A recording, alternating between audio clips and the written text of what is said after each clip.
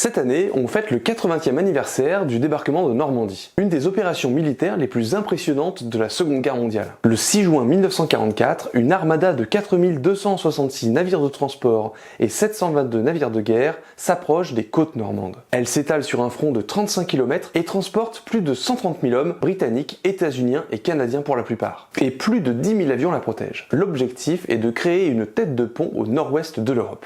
De nombreux films ont parlé de cet événement. Le jour le plus long, Il faut sauver le soldat Ryan, peut-être un des films qui m'a le plus marqué dans mon enfance. T'étais enfant? Oui, 98, j'étais enfant encore. Mais qu'en est-il des jeux vidéo? Peut-on revivre le débarquement de Normandie en jouant à des jeux vidéo? Début de réponse dans cet épisode spécial d'Histoire en jeu.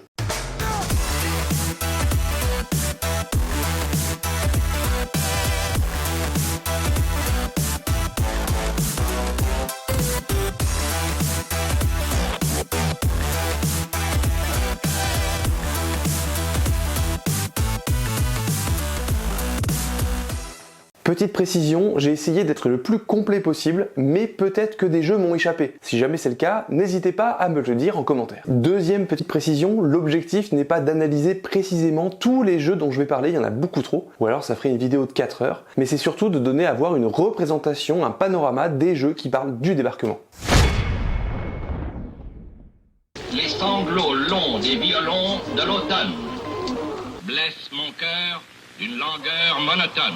Ces mots de Verlaine, diffusés le 1er et le 5 juin à la BBC, vous sont peut-être familiers. Ils indiquaient au groupe de résistants ventriloquistes, chargés de saboter le réseau ferré en Sologne, que le débarquement allait bientôt avoir lieu. Dans Airborne Troops Countdown to D-Day, on interprète John Welch, un soldat américain de 25 ans qui doit escorter le colonel Murat à Vierville 2 jours avant le débarquement. On doit rencontrer Valmy, le chef d'un groupe de résistance. Malheureusement, un canon flak touche l'avion, tue Murat et on doit le remplacer. On se retrouve à devoir sauver le réseau de résistance, saboter des usines de fabrication de chars et des usines de missiles V2. Oh ça va, ça parle de résistants. Et plus récemment est sorti Classified France 44, un jeu de stratégie au tour par tour dans lequel on dirige un groupe du SOE, les services secrets britanniques, chargé d'aider la résistance française. La partie commence 53 jours avant le jour J, et chaque tour nous offre des possibilités de sabotage et nous approche du jour J. Mais attention à ne pas trop attirer l'attention des Allemands. En fonction de nos choix, le débarquement peut bien se dérouler ou pas, ce qu'un message nous annonce en fin de partie. Ce jeu permet de faire comprendre que le commandement allié comptait beaucoup sur les sabotages en France pour ralentir les forces allemandes. Mais il fallait faire attention pour ne pas attirer trop de renforts. Fallait saboter, mais pas trop. En tout, plus de 1000 actions de sabotage et 3000 km de voies ferrées ont été détruites dans les premiers jours du mois de juin. Dans la nuit du 5 au 6 juin 1944, 13 200 hommes des divisions aéroportées américaines sont largués derrière les lignes ennemies dans le Cotentin. Ils devaient sécuriser le flanc ouest de la zone de débarquement et surtout contrôler les sorties de Utah Beach. Combat Elite World War II, sorti en 2005, permet d'incarner la 82e ou la 101e division parachutistes qui ont participé à ces opérations. Bon, par contre, il n'y a aucun lieu localisable, les missions sont assez vagues, et puis il y a un truc gênant dans ce jeu, genre on est tout seul, mais vraiment tout seul. Je veux bien que les parachutistes aient été éparpillés lors du largage, mais là c'est peut-être un peu extrême. 3 jeux mettent en scène la 82e division aéroportée. Dans la mission 2 de Codename Panzers, on incarne le lieutenant Jeffrey Wilson, parachuté à 5h du matin derrière Utah Beach. Nos missions, saboter l'artillerie et faciliter le débarquement des troupes. Mais avant, il faut que l'on retrouve nos camarades qui sont un peu éparpillés. Ça permet de bien comprendre le problème de largage rencontré par les parachutistes à l'époque. Dans la 3e mission de Medal of Honor Airborne, on incarne Boyd Travers, de la 82e. On est parachuté au-dessus d'Audouville, et nos objectifs sont de détruire une antenne radar et la batterie d'Audouville, avant d'aller nettoyer les bunkers qui tirent sur Utah Beach. Le jeu de stratégie style division Normandie 44 nous met aux commandes des troupes aéroportées, avec l'objectif de faire le joint avec les troupes gérées par l'IA qui débarquent sur Utah Beach. De son côté, la 101e division aéroportée a eu le droit à plus de jeux. Dans Elite Forces World War II Normandie, on est le lieutenant Evans du 506e régiment d'infanterie parachutiste. On sait pas où on est parachuté exactement, on sait juste qu'on est derrière les lignes ennemies. D'un côté, c'est pas idiot puisque les largages n'ont pas été précis à l'époque, mais je suis pas sûr que le jeu fait exprès en fait. Par contre, l'ambiance n'est pas dingue et on enchaîne des missions qui durent à peine 3 minutes. D'ailleurs, la fin du jeu est assez nulle. En 2003, les premières missions de la campagne américaine du premier Call of Duty mettent les joueurs dans la peau de parachutistes de la 101e qui sautent au-dessus de Sainte-Mère-l'Église. Dans les 3 premières missions, on doit prendre le contrôle du village puis le défendre face aux contre-attaques allemandes, et la mission 5 met en scène l'assaut contre le manoir Brécourt, durant laquelle le joueur doit récupérer des documents allemands et détruire 4 canons. En 2005 et 2006, les FPS Brothers in Arms racontent l'histoire du sergent Matt Baker qui dirige la 3e section de la compagnie Fox du 502e régiment de la 101e division aéroportée américaine. Le scénario est inspiré presque entièrement de l'histoire vraie d'une compagnie. D'ailleurs, ce jeu a reçu de très bonnes critiques à l'époque et est considéré comme l'un des meilleurs jeux sur le jour J. La construction des niveaux avec leur labyrinthe de haies laisse la place à la stratégie tout en faisant comprendre la difficulté de progresser dans le bocage normand. Le jeu met aussi l'humain en avant beaucoup. On apprend à connaître nos compagnons, et ce qui m'a le plus marqué, c'est le fait qu'on parle avec des Français cloîtrés dans leur maison. C'est vrai qu'on a tendance à oublier, mais il y avait des habitants en Normandie. Il est aussi possible de rejouer la bataille de Sainte-Mère-l'Église dans Easy Raid 2, un jeu multijoueur de capture de points. Dans ce jeu, et dans tous les jeux multijoueurs d'ailleurs, il n'y a pas de narration, sinon celle que les joueurs veulent bien y mettre. Du coup, ça peut très vite ressembler à un gros foutoir. Mais certaines mécaniques du mode multijoueur retranscrivent assez bien la réalité des opérations. On doit capturer des points pour gagner du terrain sur l'adversaire et faciliter notre déploiement. On meurt et on réapparaît dans la peau d'un nouveau soldat jusqu'à épuisement des ressources. On peut perdre la bataille, ce qui permet aussi de comprendre que l'issue des opérations du débarquement n'était pas décidée à l'avance. La réussite a été du fait des actions des soldats. Et en plus, ces jeux multijoueurs permettent de jouer les Allemands. Ces jeux insistent bien sur les difficultés rencontrées par les paras. La 101e a perdu 1500 hommes et 60% de son matériel. Et c'est pas mieux à l'Est avec les Britanniques. Au même moment que les opérations Boston et Albany, la 6e division aéroportée britannique est parachutée au nord de Caen. Au total, ce sont près de 9000 Britanniques qui ont sauté avec 3 objectifs. D'abord, prendre et garder intact le pont de Bénouville-sur-l'Orne et le pont de Ranville sur le canal de Caen. Cet épisode est mis en scène dans la campagne britannique du premier Call of Duty et dans Codename Panzers Phase 1. Les deux jeux nous font vivre les mêmes étapes, atterrissage en planeur, capture et défense des ponts, mais avec des points de vue différents. L'un est un FPS, l'autre un jeu de stratégie. Au même moment que Call of Duty, sort Commando 3 Destination Berlin, dont la campagne de Normandie commence par une mission dans un camp nazi aux alentours de Caen. L'objectif principal est de détruire les véhicules blindés allemands, les réservoirs de carburant et le dépôt de munitions. Steel Division Normandie 44 lui aussi représente cet épisode, mais en mettant le joueur dans la peau des nazis, ce qui est assez rare. L'objectif est bien sûr d'empêcher la prise des ponts. Un autre objectif était la destruction de la batterie de Merville, menace potentielle pour la plage Sword. On parle d'un canon, hein, pas de l'instrument de musique. Le jeu de stratégie D-Day sorti en 2004 et Call of Duty Vanguard sorti en 2022 permettent de revivre cet épisode. Dans le deuxième, on interprète Arthur Kingsley du 9e bataillon parachutiste britannique. Après une cinématique de parachutage parmi les plus impressionnantes que j'ai jamais vues, on traverse de nombreuses difficultés avant de prendre la batterie. Le jeu met bien en avant les difficultés rencontrées par les paras lors du largage, mais il permet aussi de se rendre compte de l'importance des pilonnages effectués par la marine avant le débarquement. Et justement, notre mission se termine avec une vue sur le débarquement en train de se dérouler sur Sword Beach. Ces opérations de parachutage devaient affaiblir et désorganiser les forces allemandes pour faciliter le débarquement sur les 5 plages normandes. Et on va voir que toutes n'ont pas eu le droit au même traitement de faveur. À 6h30, la 4e division d'infanterie américaine débarque sur Utah Beach. Close Combat Invasion Normandie met en scène le débarquement américain sur cette plage à travers 2 missions qui se déroulent chacune dans un secteur de la plage. Uncle Red pour la mission 1 et Terre Green pour la mission 2. Cela permet de comprendre que toutes les plages étaient divisées en secteurs. 2 pour Utah, 3 pour Gold et Juno et 4 pour Omaha et Sword. Ah, j'allais oublier, Easy Raid 2 aussi permet de débarquer sur Utah. À 6h35, c'est au tour de la 1re et 29e division d'infanterie américaine de débarquer sur Omaha Beach. Sous un feu nourri, avec des pertes dès les premières minutes, leur objectif est de percer les défenses allemandes et de rejoindre les autres plages. C'est dans Battlefield 1942 que l'on trouve la première évocation d'Omaha Beach. C'est un jeu multijoueur qui ne raconte pas vraiment le débarquement, surtout quand les joueurs jouent chacun pour soi sans réelle stratégie. Et même si j'aime beaucoup ce jeu parce que ça a été un de mes premiers jeux vidéo, faut avouer que l'ambiance n'est pas vraiment là, surtout quand il n'y a pas beaucoup de joueurs sur la carte. D'autres jeux multijoueurs représentent Omaha Beach, comme Day of Defeat, ou sa suite Day of Defeat Source, et évidemment Easy Raid 2. Mais revenons en 2002 avec la sortie de 2 jeux Medal of Honor. Medal of Honor Débarquement Allié sur PC et Medal of Honor en première ligne sur console. Le premier nous met dans la peau du lieutenant Mike Powell qui débarque dans le secteur Charlie. Le deuxième dans la peau du lieutenant Jimmy Patterson du 2e bataillon de Rangers. Les deux missions se ressemblent beaucoup, malgré quelques nuances, comme l'arrivée sur la plage par exemple. Mais on est obligé de reconnaître qu'elle s'inspire beaucoup de la scène du débarquement du film Il faut sauver le soldat Ryan. D'ailleurs, saviez-vous que Steven Spielberg était le créateur et le producteur de la série Medal of Honor ? Petit détail, ces deux niveaux sont les seuls à ne pas avoir de musique additionnelle, comme dans le film. En 2003, on incarne de nouveau le légendaire Béret Vert dans Commando 3 Destination Berlin. On débarque sur Omaha et on doit neutraliser l'artillerie côtière allemande et dégager les bunkers. En 2004, année du 60e anniversaire du débarquement, sort le jeu D-Day, un jeu de stratégie qui veut en mettre plein les yeux et promet d'être un jeu hyper réaliste. Mais quand on compare avec Medal of Honor sorti 2 ans plus tôt, on est forcément un peu déçu.